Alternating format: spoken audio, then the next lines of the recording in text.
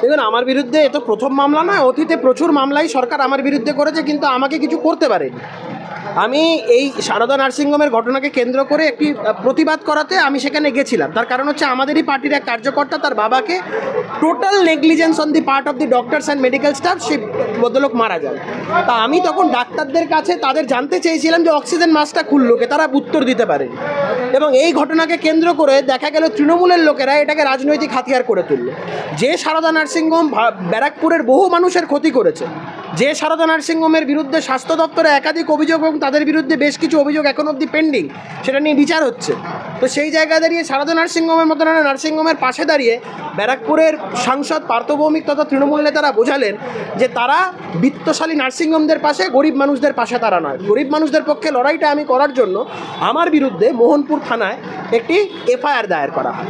সেই এফআইআরে আমার বিরুদ্ধে কোনো স্পেসিফিক এলিগেশন নেই, কিন্তু আমাকে পুলিশ নোটিশ পাঠালো সম্পূর্ণভাবে রাজনৈতিক উদ্দেশ্য প্রণোদিতভাবে আমাকে হ্যারাস করার কারণে।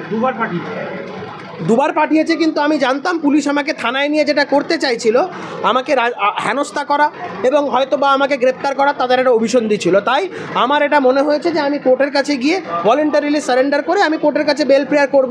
কোর্ট যদি মনে করে যে আমাকে বেল দেবে তো দেবে, কোর্ট যদি মনে করে আমি দোষী আমাকে বেল দেবে না। কিন্তু কোর্ট আজকে এফআইআর দেখে, অভিযোগ দেখে উষ্মা প্রকাশ করেছে এই ধরনের অভিযোগ, বা যে এফআইআরে কোনো নাম নেই তা সত্ত্বেও এইভাবে হেনস্থা করা, এই সমস্ত দিক দেখে কোর্ট আজকে আমাকে বেল দিয়েছে।